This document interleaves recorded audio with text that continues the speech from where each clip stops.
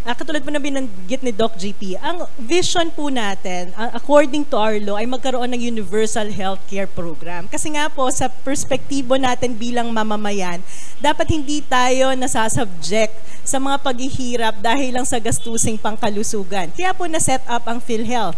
Nakita rin po natin na kung palalakasin natin ng PhilHealth, ito ay mas magiging convenient sa atin bilang mga mamamayan. Dahil kailangan mo nilang pumunta sa ospital, ang intindihin mo lang yung pagkakasakit mo at kung paano ka gagaling. Sa ibang sistema ng funding po ngayon, nagkasakit ka na, kailangan pang lumapit sa politiko at magmakaawa para magkaroon ng pangtustos ng panggastos natin. Ngayon, kung ito pong vision na to na magkaroon tayo ng universal healthcare program ay natatakda sa batas, paano po ito ini-implement ng ating gobyerno? Ito pong graph natin, ang pinapakita nito ay magkano ang inilalaan na budget ng gobyerno sa PhilHealth. Ito po ay dapat hindi discretionary dahil napakalinaw sa mga batas natin, RA 10963.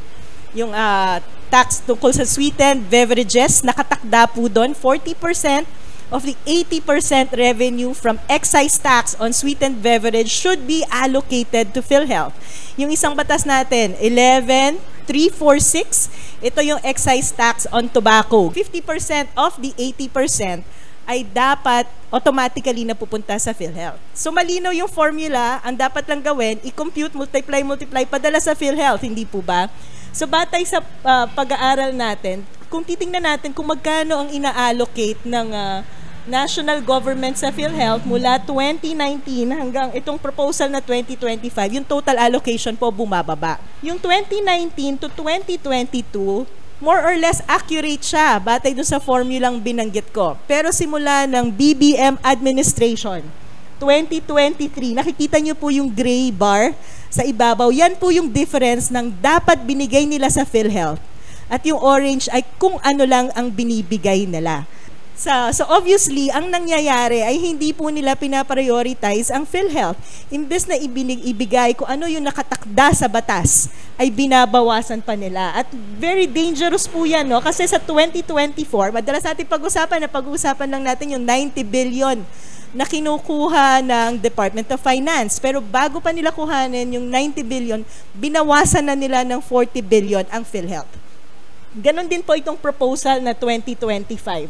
Dapat ay 70 billion ang budget na nilalaan sa PhilHealth, pero ang ibibigay lang nila ngayon ay 47.55 billion. Ano po yung mga rason na binibigay ng mga senador natin? Sasabihin nila, inefficient po yung PhilHealth, kaya dapat bawasan natin yung kanilang budget. Tama bang dahilan yon? I mean, if you're the person running the government, if you're the president, ang una mong gagawin, kung tunay na concern ka sa kalagayan ng taong bayan, palitan mo yung leadership ng PhilHealth, maghanap ka ng mas magaling kung di niya kayang gawin yung trabaho niya.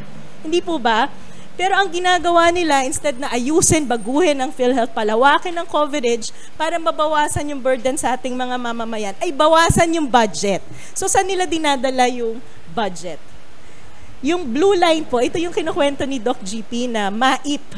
Itong MAIP, wala po yung batas. Ang tanging batas na batayan yan ay yung mga ini-insert nila sa budget ng gobyerno.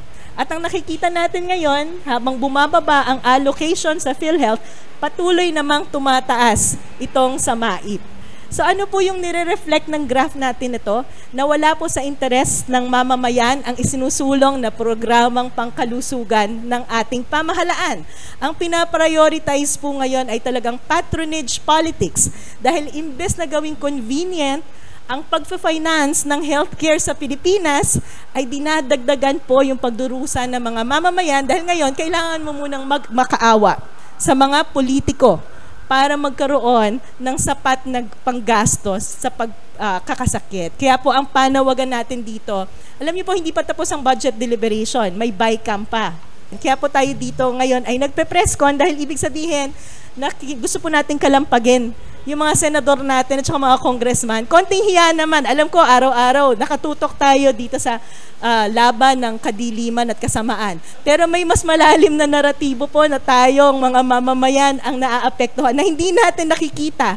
Dahil nakikita lang natin yung dog show nila. No? Pero ito po kasi, apektado tayo. Tayong nagbabayad ng PhilHealth, tayong nagbabayad ng tax.